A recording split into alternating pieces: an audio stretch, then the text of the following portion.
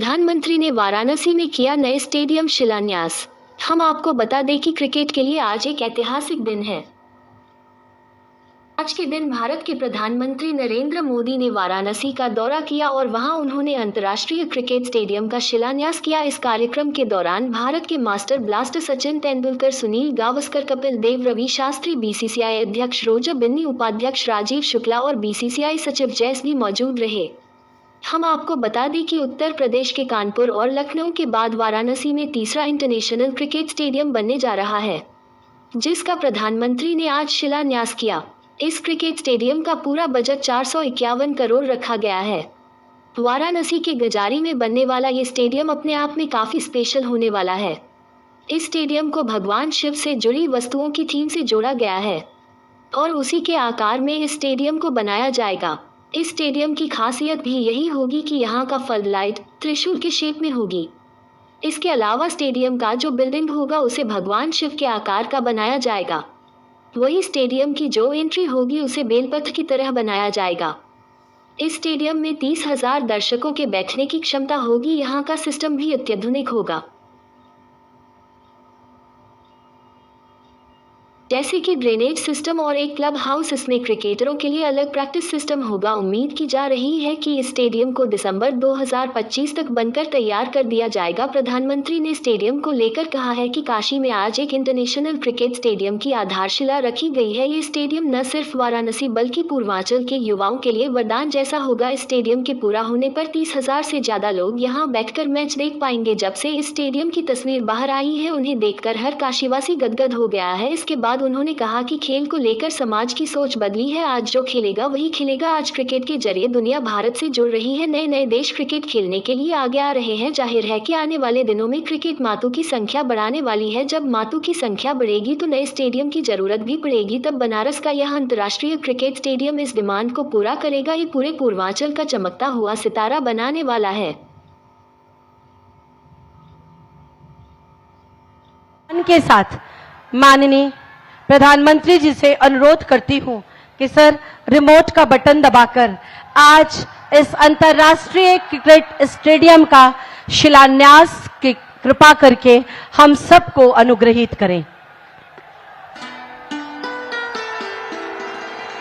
हम सब आपका अभिवादन करते हैं, आपके प्रति कृतज्ञता ज्ञापित करते हैं, आपके प्रति आभार व्यक्त करते हैं। नतमस्तक हैं हम आपके सोच के, आपके विजन के। और एक छोटी सी ऑडियो वीडियो देखते हैं हम लोग कि आखिर इस अंतर्राष्ट्रीय क्रिकेट स्टेडियम में क्या क्या खास है।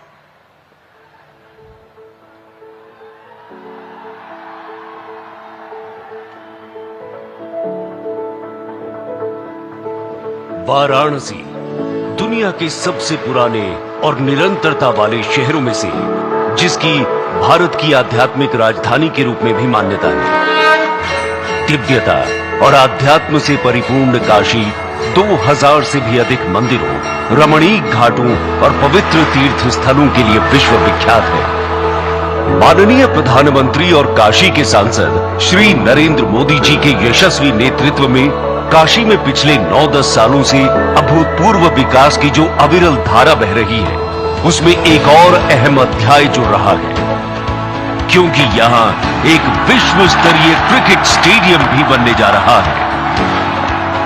उत्तर प्रदेश, जहाँ क्रिकेट सितारों की एक लंबी श्रृंखला है, उन्होंने भारत को खासी प्रसिद्धि दिलाई है। इनमें शामिल हैं सुरेश रैना, मोहम्मद कैफ, पूनम यादव, आरपी सिंह, भुवनेश्वर कुमार, गोपाल शर्मा, प्रवीण कुमार, कुलदीप यादव, पीयूष चावला, रिंकू सिंह सहित कई खिलाड़ी।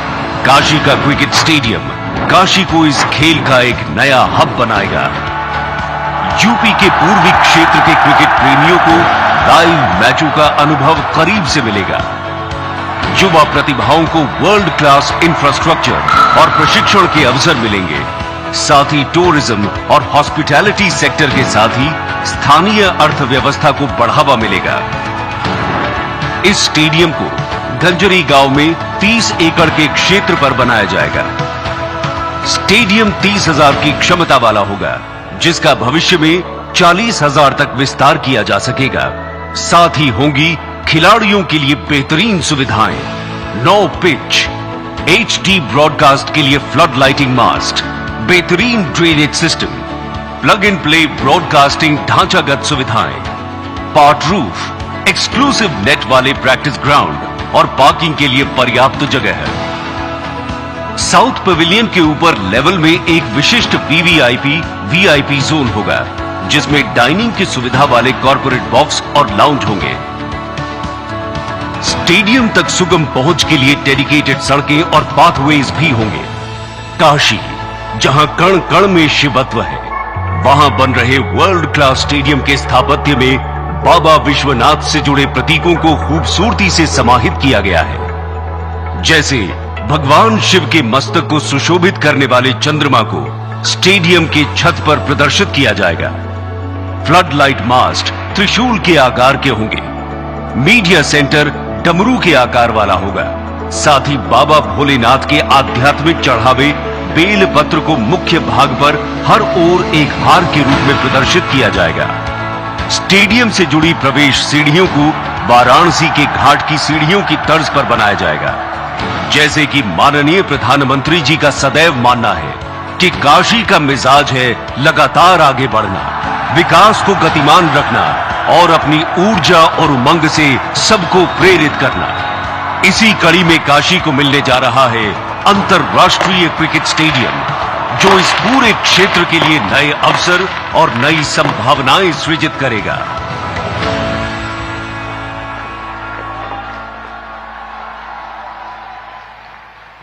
G20 की सफलता, नारी शक्ति वंदन अधिनियम और चंद्रयान की उड़ान के बाद जो थोड़ी बहुत कमी बची थी, वो आज माननीय प्रधानमंत्री जी ने पूरी कर दी और उसका परिणाम है आपके गगनभेदी नारे, जोरदार तालियां। आप सबकी तरफ से आह्वान करती हूँ, निवेदन करती हूँ माननीय प्रधानमंत्री जी से कि आज इस अवसर पर हम सबको एक बार फिर अपने आशीर्वाद के छत्र छाया से अभिसिंचित करें। माननीय प्रधानमंत्री जी।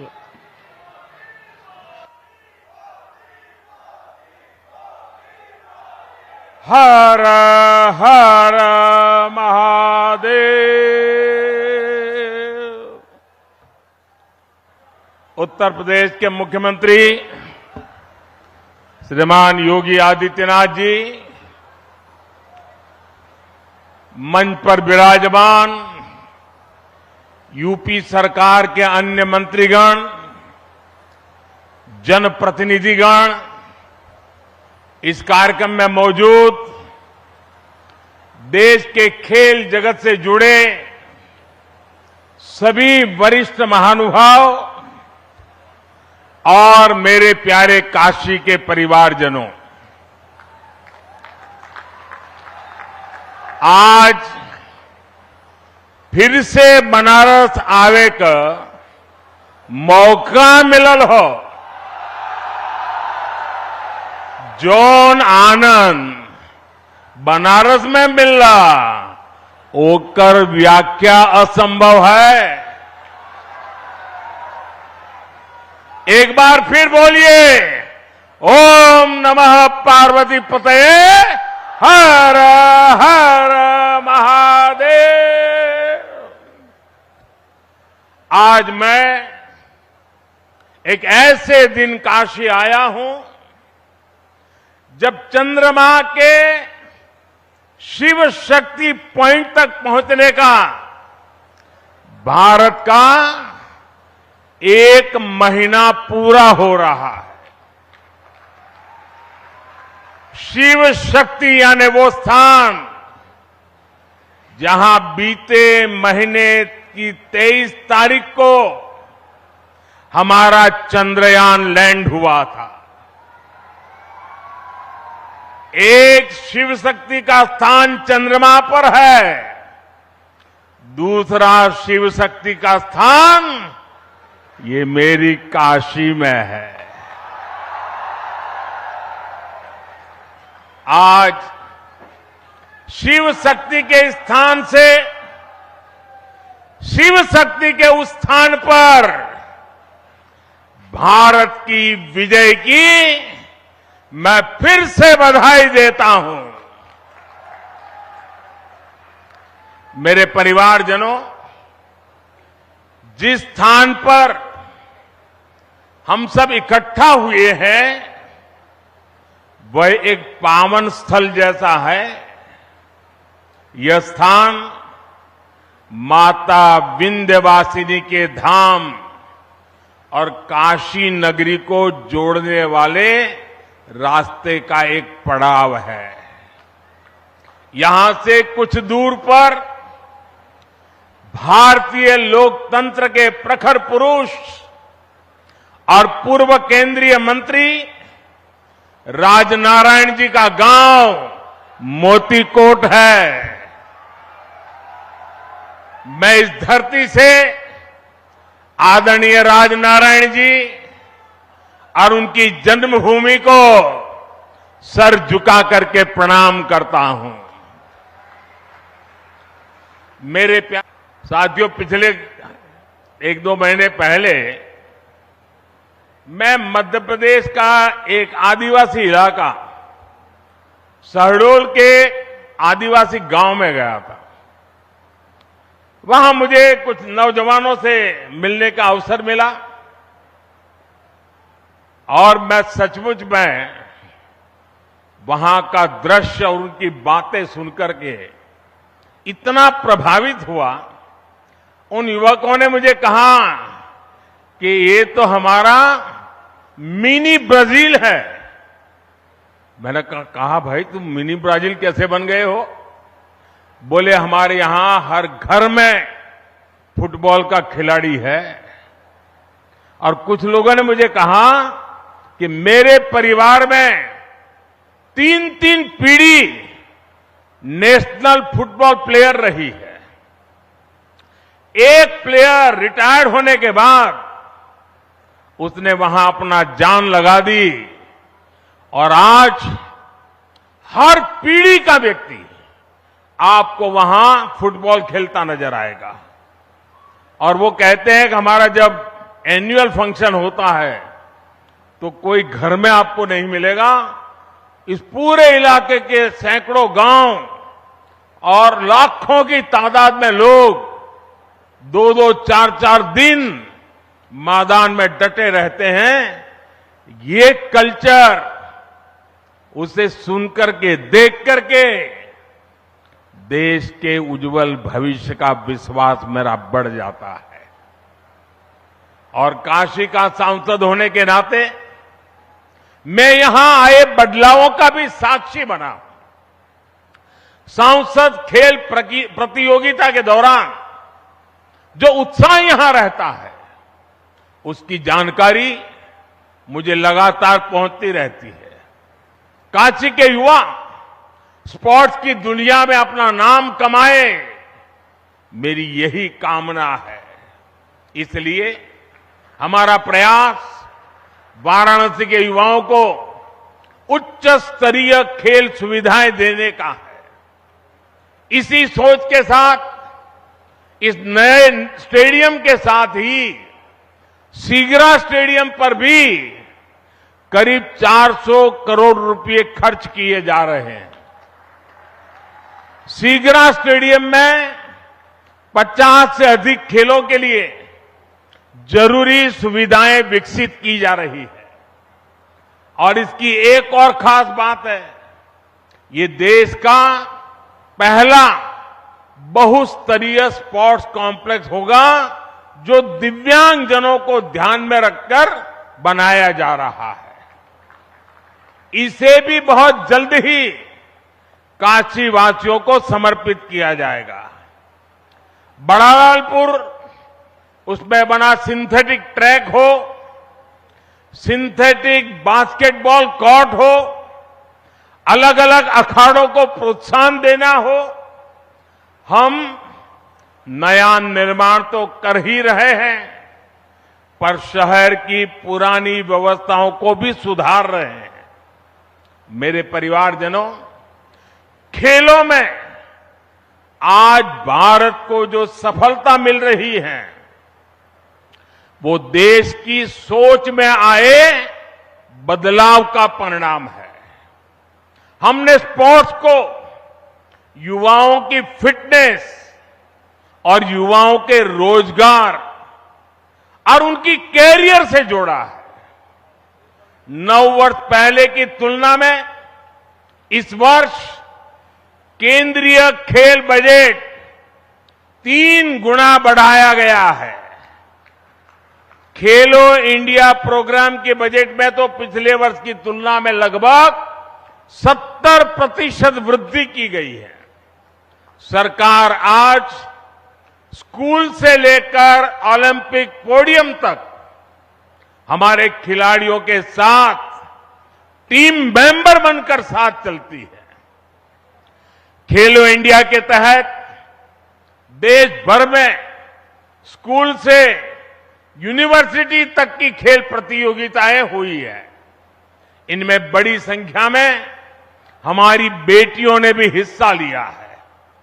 सरकार कदम कदम पर खिलाड़ियों की हर संभव मदद कर रही है। ओलंपिक पोडियम स्कीम भी ऐसा ही एक प्रयास है। इसके तहत देश के शीर्ष खिलाड़ियों को सरकार पूरे साल में खाने पीने फिटनेस से लेकर ट्रेनिंग तक लाखों रुपए की मदद देती है। इसका परिणाम हम आज हर अंतर्राष्ट्रीय कंपटीशन में देख रहे हैं। अभी कुछ समय पहले ही वर्ल्ड यूनिवर्सिटी गेम्स में भारत ने इतिहास रचा है। इन गेम्स के इतिहास में कुल मिलाकर भारत ने जितने मेडल जीते थे पिछले कई दशकों में, उससे ज्यादा मेडल सिर्फ इस साल जीत करके हमारे बच्चे ले आए हैं। वैसे आज से एशियन गेम्स भी शुरू हो रहे हैं। एशियन गेम्स में हिस्सा लेने गए सभी भारतीय खिलाड़ियों को मैं अपनी शुभकामनाएं देता हूं। साथियों, भारत के गांव-गांव में, कोने कोने में खेल प्रतिभाएं मौजूद है। खेलों के महारथी मौजूद है। जरूरी है इन्हें तलाशना और इन्हें तराशना। आज छोटे से छोटे गांवों से निकले युवा पूरे देश की शान बने हुए हैं। ये उदाहरण बताते हैं कि हमारे छोटे शहरों के खिलाड़ियों में कितना टैलेंट है, कितनी प्रतिभा है। हमें इस टैलेंट को ज्यादा से ज्यादा अवसर देने हैं। इसलिए खेलो इंडिया अभियान से आज बहुत कम उम्र में ही देश के कोने कोने में टैलेंट की पहचान की जा रही है। खिलाड़ियों की पहचान करके उन्हें इंटरनेशनल लेवल का एथलीट बनाने के लिए सरकार हर कदम उठा रही है। आज इस कार्यक्रम में बहुत से दिग्गज खिलाड़ी हमारे बीच विशेष तौर पर पधारे हैं। स्पोर्ट्स की दुनिया में उन्होंने देश का नाम रोशन किया है। काशी से ये स्नेह दिखाने के लिए मैं उन सबका विशेष रूप से आभार व्यक्त करता हूं। मेरे परिवारजनों, आज खिलाड़ियों को आगे बढ़ाने के लिए अच्छे कोच और अच्छे कोचिंग का होना उतना ही जरूरी है। यहां जो दिग्गज खिलाड़ी मौजूद है वो इसकी अहमियत जताते हैं और इसको जानते हैं। इसलिए आज सरकार खिलाड़ियों के लिए अच्छी कोचिंग की व्यवस्था भी कर रही है। जो खिलाड़ी बड़ी प्रतियोगिताओं में खेल कर आते हैं, जिन्हें राष्ट्रीय अंतर्राष्ट्रीय अनुभव है, उन्हें बतौर कोच काम करने के लिए प्रोत्साहित किया जा रहा है। देश में बीते कुछ वर्षों में युवाओं को अलग अलग खेलों से जोड़ा गया है। साथियों, सरकार गांव-गांव में जो आधुनिक खेल के इंफ्रास्ट्रक्चर का निर्माण कर रही है, उससे गांव के छोटे कस्बों के खिलाड़ियों को भी नए मौके मिलेंगे। पहले बेहतर स्टेडियम सिर्फ दिल्ली, मुंबई, कोलकाता, चेन्नई ऐसे बड़े शहरों में ही उपलब्ध थे।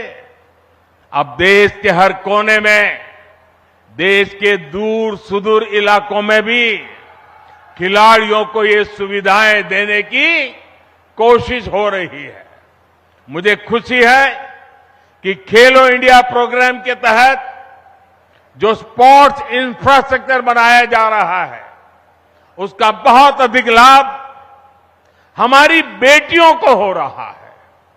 अब बेटियों को खेलने के लिए, ट्रेनिंग के लिए घर से ज्यादा दूर जाने की मजबूरी कम हो रही है।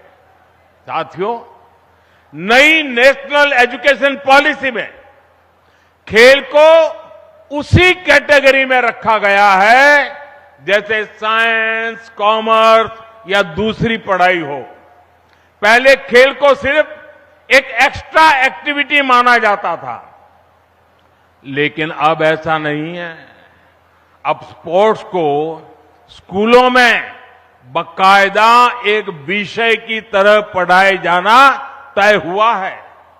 ये हमारी सरकार है जिसने देश की पहली नेशनल स्पोर्ट्स यूनिवर्सिटी मणिपुर में स्थापित की है। यूपी में भी स्पोर्ट्स फैसिलिटी पर हजारों करोड़ रुपए खर्च किए जा रहे हैं। गोरखपुर के स्पोर्ट्स कॉलेज के विस्तार से लेकर मेरठ में मेजर ध्यानचंद खेल यूनिवर्सिटी बनाने तक हमारे खिलाड़ियों के लिए नए स्पोर्ट्स सेंटर बनाए जा रहे हैं। साथियों, देश के विकास के लिए खेल सुविधाओं का विस्तार बहुत आवश्यक है। ये न सिर्फ खेलों के लिए बल्कि देश की साख के लिहाज से भी महत्वपूर्ण है। हम में से कई लोग दुनिया के कई शहरों को सिर्फ इसलिए जानते हैं क्योंकि वहां पर बड़े अंतर्राष्ट्रीय खेलों का आयोजन हुआ। हमें भारत में भी ऐसे सेंटर बनाने होंगे जहां ऐसे अंतर्राष्ट्रीय खेल आयोजन किए जा सके। यह स्टेडियम जिसकी आधारशिला आज रखी गई है, खेलों के प्रति हमारे इसी संकल्प का साक्षी बनेगा। ये स्टेडियम बस ईंट और कंक्रीट से बना हुआ एक मैदान नहीं होगा, बल्कि ये भविष्य के भारत का एक भव्य प्रतीक बनेगा।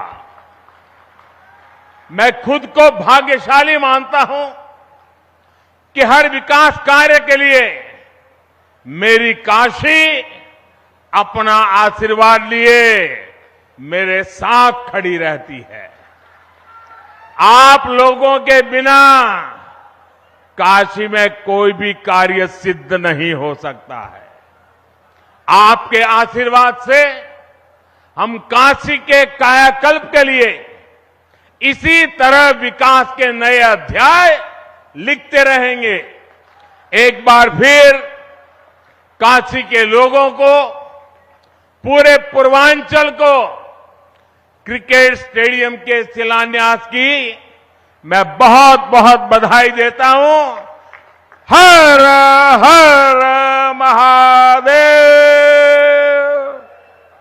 धन्यवाद।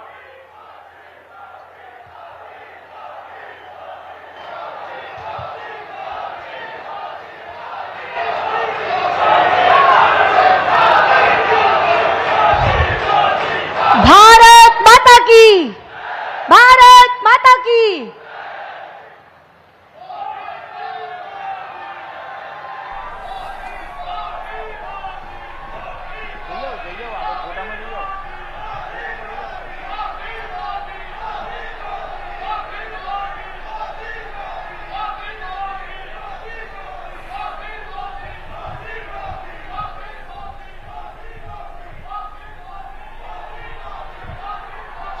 आज चंद की घड़ी की तुम हार दो।